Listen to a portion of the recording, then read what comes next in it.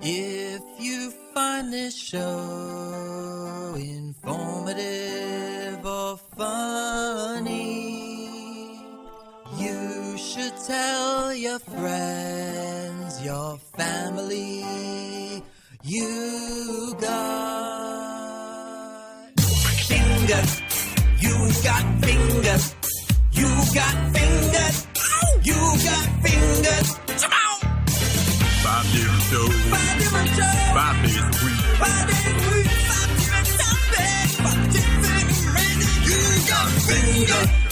You got finger. You got finger. Ow! You got finger. Fingered by Randy and Jason. Hey guys, I'm Randy Lo Gudice, and I'm joined by Jason Ward. We're going to talk today about a film that maybe you have very fond memories of.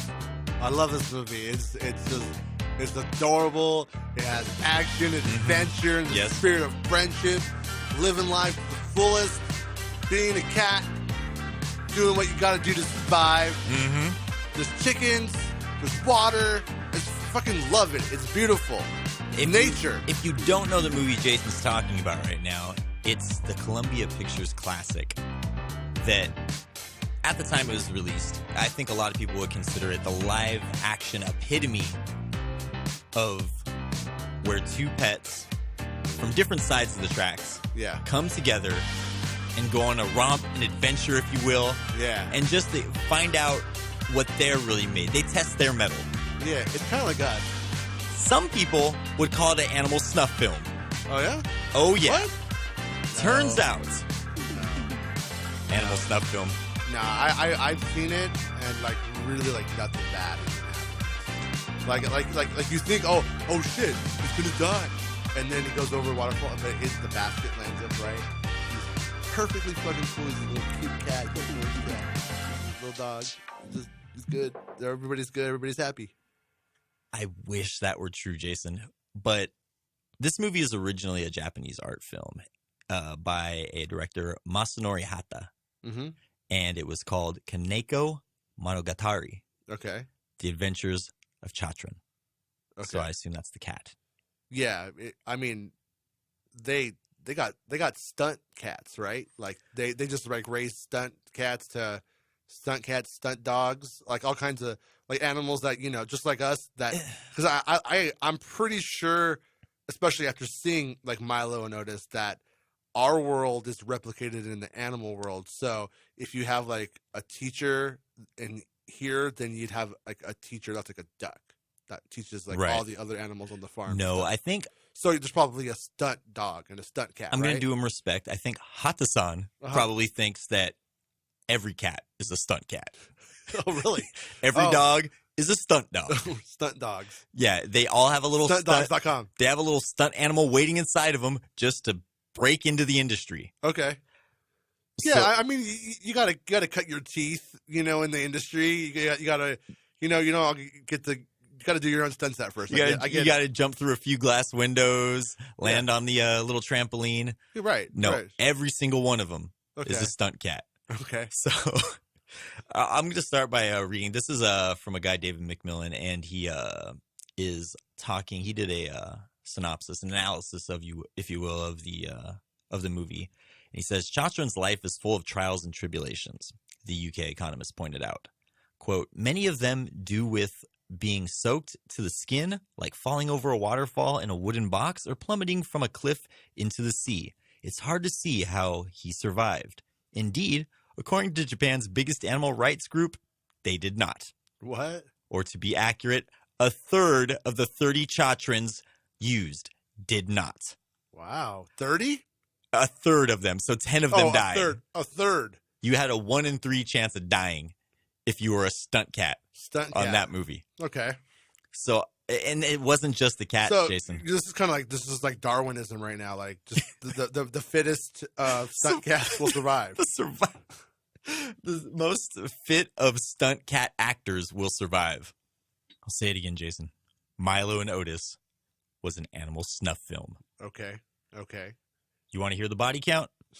Yeah. I mean, I mean, I want to hear about these stunt cats, stunt dogs that couldn't cut it. They died doing what they loved. This is kind of like it's kind of like a Evel Knievel story right here. You know, That's the way you look at it. Yeah, I mean, some could handle it and some couldn't. All right, well, it's actually really terrible. Wait till you hear the stunts they were trying to achieve, though. They were on the cusp of greatness. Okay. A mother cat and her kittens are exposed to a large snake. The mother cat and the snake fight. The snake strikes out at the mother. The filmmakers cut away. They're insinuating that cat's dead now. Couldn't they just put a piece of glass in between them and just... You're going to rob a cat of its honor as a stunt cat?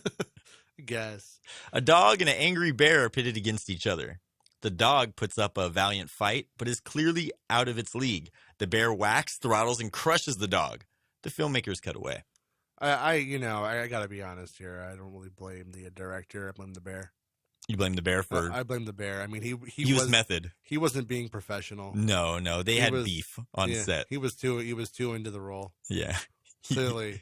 He took his problems outside being a bear on set. Right. Like, leave the bear at home. Yeah. We want the actor. Actor first, bear second. Exactly. So, yeah, maybe not the Hata-san's mistake. Okay. A kitten is seen limping through the wilderness with an apparently broken paw. Yeah. A kitten is placed on the back of a large park horse and is dangerously buffeted as it clings on for dear life. Its tail sticking straight up in alarm. What kind of These are all scenes in the movie. What kind of monster made this movie? Who thought this is a good idea? That's Masanori.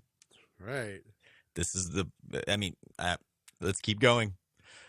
A kitten or cat is placed on a cliff in the middle of a large pack of aggressive nesting seagulls, who mercilessly attack it from all sides. The filmmakers cut away.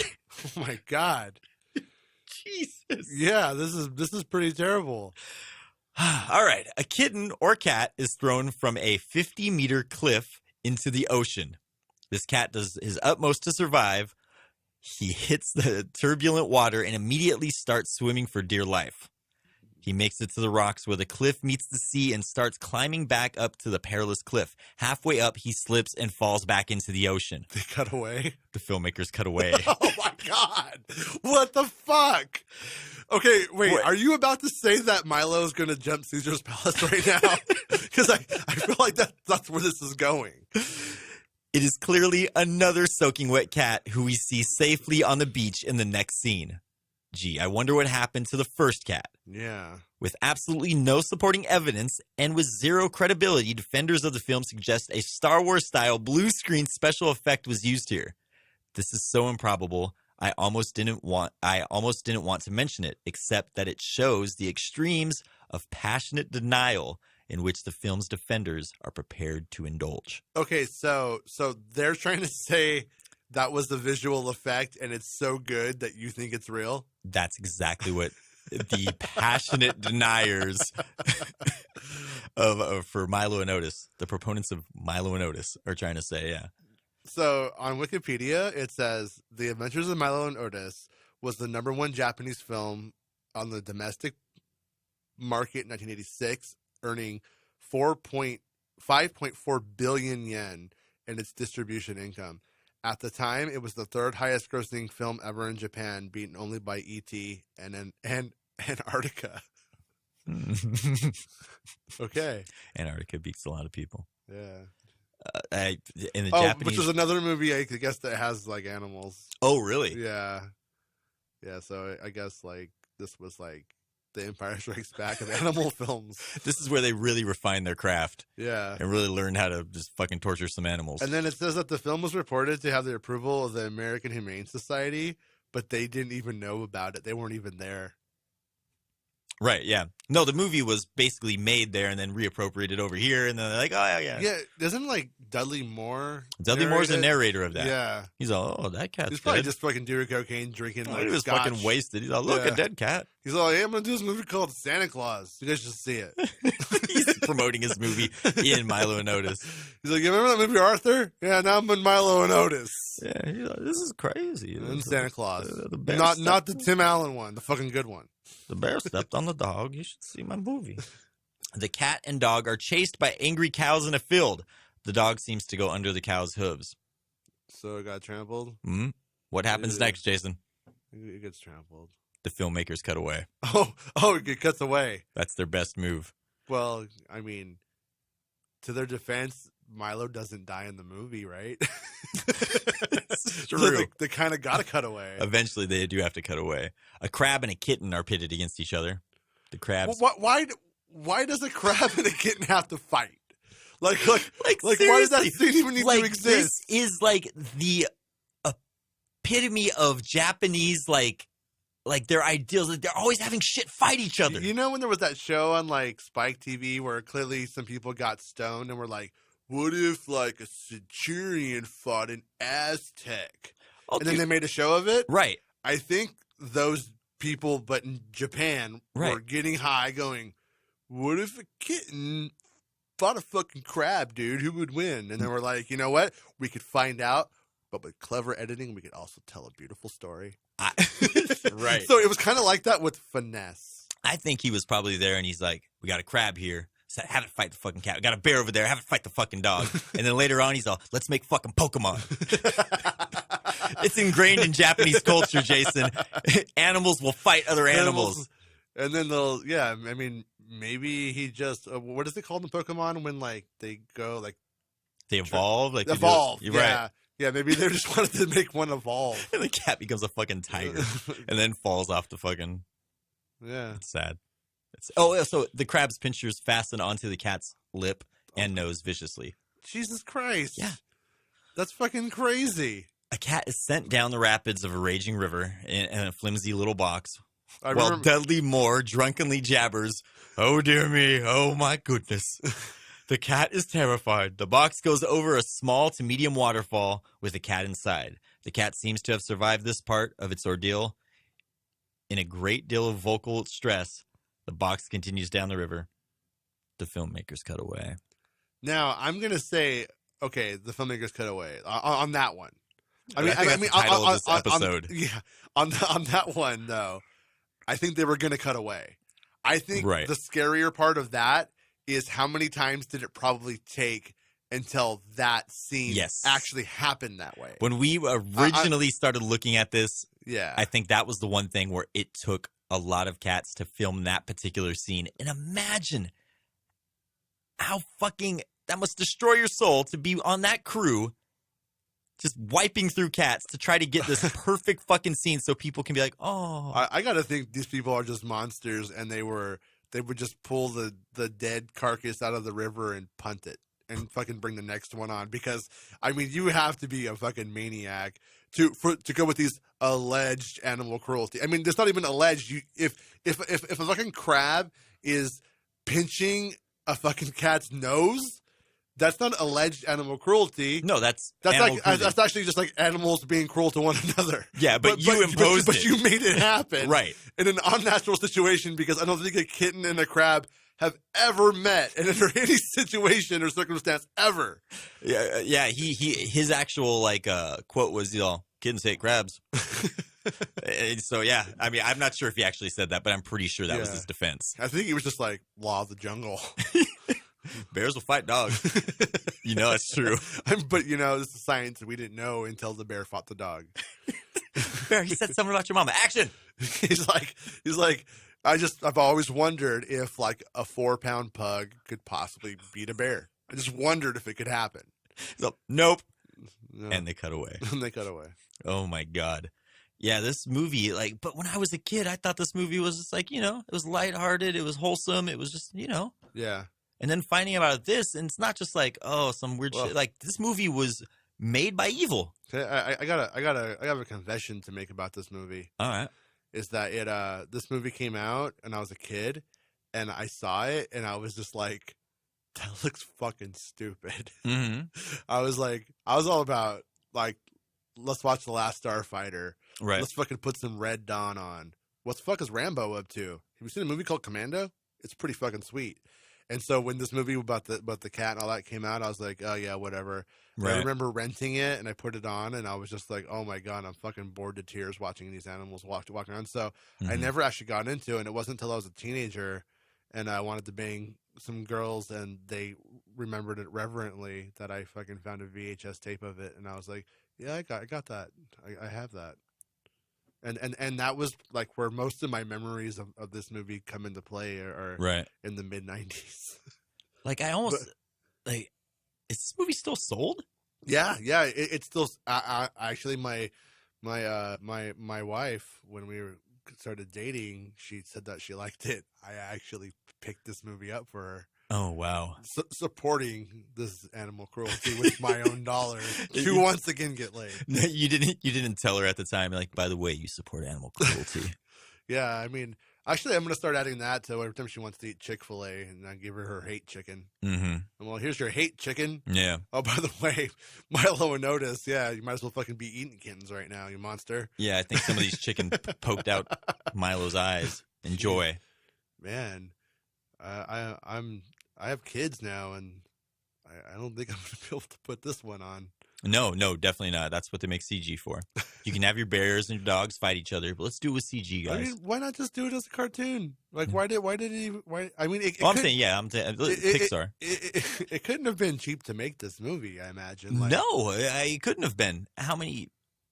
I mean, and all the animals are adorable, so it wasn't like they were just like getting like the just stray random, shitty like, cat. just put a Siamese Nobody in there, wants the shitty cat. Just throw them in the water. Nobody cares. Like that wasn't happening. They were like, let's get the most adorable orange cat we could find, like 30 of them. Right? Yeah. Make sure they look very similar. You yeah, we need a. Well, you need so many of these cats because we're gonna throw them off a fucking cliff. Yeah, we're gonna. You know, oh, this one is adorable. Let's push it over a waterfall and see what happens. To see if we can get the shot. You know. Right. Yeah. Like, and 30 of them.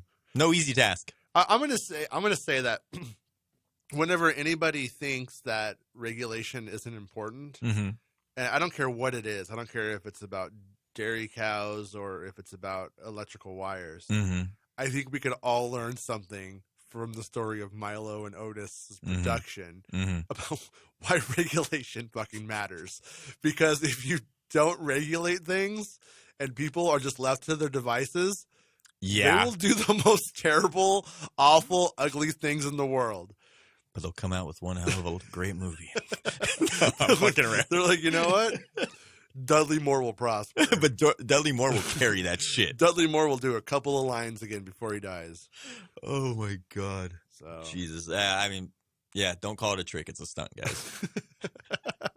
But I do like the idea of stunt cats. Yeah, stunt cats. I think that's another movie that maybe could happen. Maybe if the Japanese got on that stunt dog idea and actually made that happen. Yeah. Maybe we could get a Milo and Otis sequel that we all felt good about. Yeah, and just fucking call it what it is. Stunt cats. Stunt cats. Yeah. And Stunt Dogs 2. Stunt Dogs 2. Stunt Dogs 1, you don't want to see it. But Stunt Dogs 2, it's where it really got its... Does it make you reconsider like the other animal movies you saw as a kid? I was wondering about them a little bit, but like I remember this one called Bear, but I think that might have been a documentary about like real bears. Right. And that's not a stunt. I mean, what was the other one? I mean, there was Homeward Bound. Homeward Bound, yeah. I bet Benji just got the shit kicked out of him. Yeah. I mean, you know what though? Honestly, I'm okay with Benji just getting. Benji was kind of an asshole. Benji just kind of fucking a stupid looking dog. And Benji never really did stunts. Benji's kind of a bitch. Like I remember watching Benji as a kid. I was like, there's not enough stunts. Yeah. I mean, I mean, I don't have anything to back this up with, but I'm pretty sure somebody socked Flipper in the face. Yeah. No, just do it. Do it, Flipper. Do it. Just fucking punch him right in his blowhole. It's weird because I'm very conflicted about this episode right now because I'm both really sad about the animals, but I can't help but have to laugh because if I don't, I'm just gonna cry. It's like it's the part that like the audacity of the situation is humorous just because there's that dark part. Like that's so fucking twisted that how can you not laugh? But it's fucking horrible. I mean, I don't want to, spread rumors, but I heard that on the production of Charlotte's Web, Dakota Fanning put that spider up her pussy. Just saying. I heard. I mean, there's lots of shit going on. Don't want to spread rumors. Don't want to spread rumors, but Dakota Fanning did put that spider up her pussy. Yeah, I don't want to spread rumors, but I hear Air Bud killed 3 people on set. Side note, when they were raiding Saddam Hussein's children's palaces, what was it, Uze, I think? Yeah. Hussein, he loved Air Bud. He celebrated all the. He had the he's not too different VHSs, from us then, I guess. and he had the DVDs and the sequels. Oh wow, real fan, true fan. Yeah, Mad Tyrant's son loved Air Bud. Yeah, in a different life, he could be on the podcast with us talking about Air Bud. I mean, I wonder if what's his name? Charles Grodin? Is that his name from Beethoven? Oh, okay, Groban. Is it Groban? Josh Groban. Josh Groban? Or wait. He's just like that. Oh, he was like a talk show host. Yeah. Grodin. Is it? Who fucking knows what this guy's name is? But he looks like the kind of guy who might have punched dog. Oh shit! His face. He has that face. Like I mean, he looks really nice. Like he's dog. like a perfect dude, and it makes me think like he definitely fucking probably was like cattle prodding animals to make him perform. Yeah. No, actually, he had a lot of trouble as an actor in like the early 90s because he was typecasted as a dog beater. And if like you needed someone to beat the shit out of a dog, they would bring him. On his resume, it says the Michael Vick Factors. His name was Charles Grodin. Charles Grodin. Okay. Grodin, yeah. He was a pretty good talk show host. Yeah, but I think Beethoven probably. There's probably more to that if you just look closely. Just look closely. Yeah, I guess that's really all we have. Thanks for the most depressing episode of Fingered. We're probably going to do this week anyway. Yeah, this week we'll find something else. I mean, I'm still a little sad about E.T. trying to fuck Elliot's mom. Yeah, but this is just a whole different level. I'm still a little sad that Sinbad actually didn't make a movie called Shazam, at least in this dimension. Yeah, and I'm still kind of mad that we live in the dumb dimension. Yeah, it was kind of weird with some bleed through. Yeah.